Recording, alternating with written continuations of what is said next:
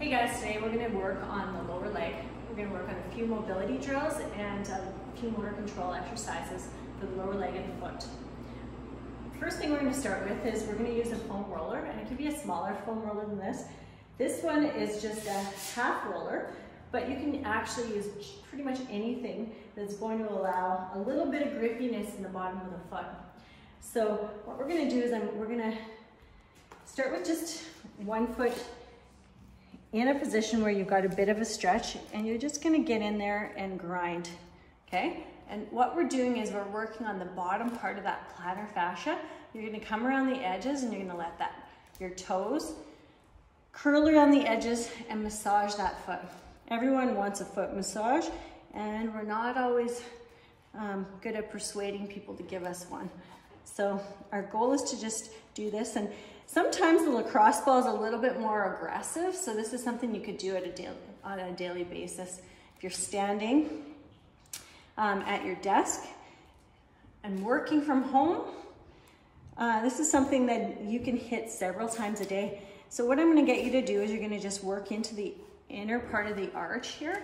I want you to kind of think about your feet being a loose bag of bones.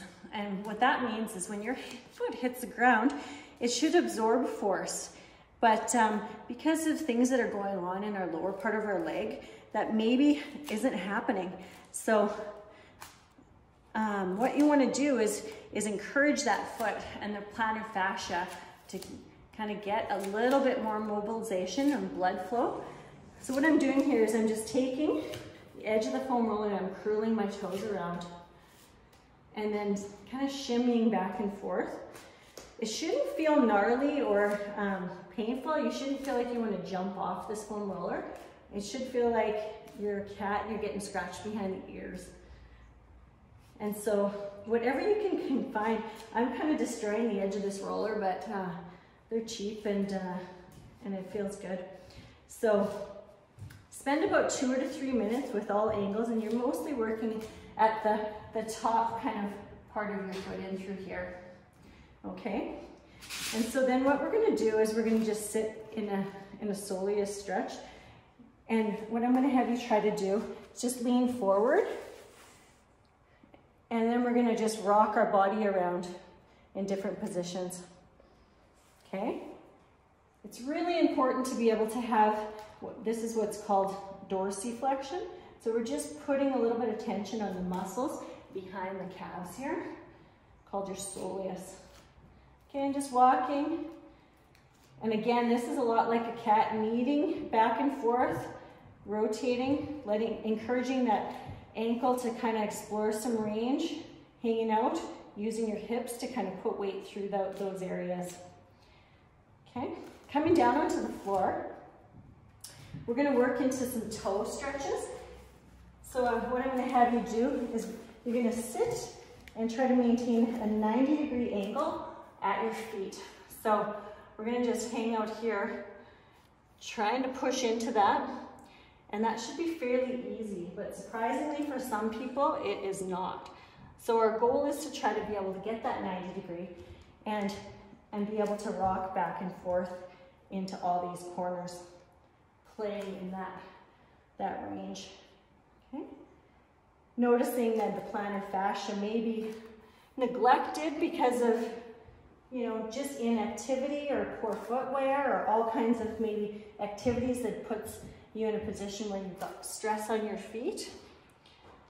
So we're just playing with that, giving it a little bit more attention, coming into a cross-legged position. And what we're going to do is just interlock our fingers in between each toe, okay? So this can be done anywhere. You're sitting on the couch, Netflixing, watching every show on Netflix, and just rocking back and forth. Okay, the rule of thumb is we should be able to put our own fingers in between our own toes without too much discomfort. And adding a little bit of rotation to that foot, back and forth, curling those toes in and extending them out. And you'll find if you do this on a daily basis, you're going to find your foot is feeling better And the foot tells a lot of stories. So I'll tell you what, if your foot is feeling good, your body's probably following along with that. So now what I've done is I've actually moved my thumb into sort of the space behind my ankle, and I'm just pushing and pulling and rotating that foot, just adding a little bit of tension through that area. So as I'm pushing my thumb down, I'm rotating that foot and just massaging, okay? All right, spending about 2 or 3 minutes with that. Lots of you guys have seen this. The lacrosse ball, it can be done sitting, and the same thing goes with that. You're going to use that, flexing around it, extending around it, getting curious around the arch and the side of your foot, putting pressure. Now this is a little bit more tension than most people may like. Again, using the rule, if it's feeling uncomfortable or causing you to jump out of your skin, just back your pressure off, all right? So again, a couple of minutes there. We're gonna finish off with 2 banded exercises. One which is a dorsiflexion stretch that's gonna distract that joint. I'm gonna use this foot because again, we're gonna try to stay on one side of the body, give it some love.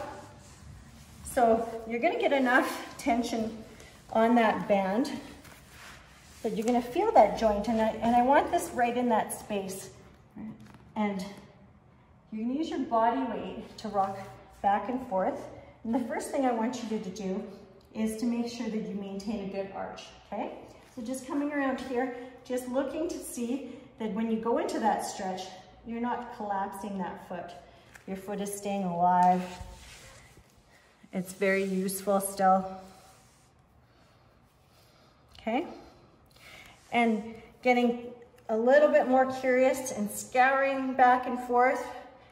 When I'm doing that, I'm coming into the midline and that foot's wanting to dump. We're not gonna let it.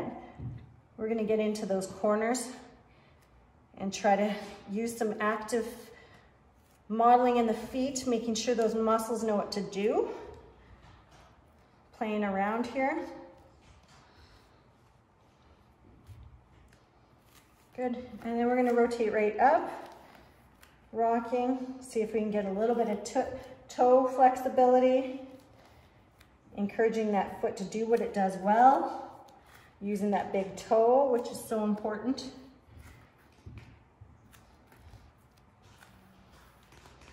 Good, trying to keep that alignment there. Good, finishing off with a motor control distraction exercise.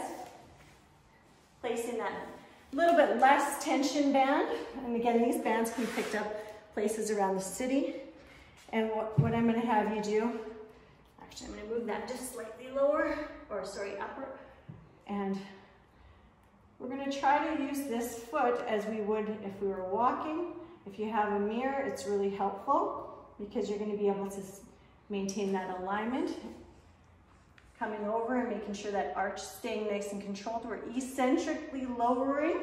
So we're teaching that foot not just to slap on the ground. We're controlling. And the best thing that you can do is just try to visualize moving through a walking pattern, okay? Because oftentimes we hit the ground and dump. And when we dump, everything else goes with it. So making sure that that foot stays there and then adding a little bit of motion. Coming over to this side, just making sure that that arch is staying nice and controlled. And we have plenty of dorsiflexion. Coming back. Good. All right. And thanks for participating today. And stay well.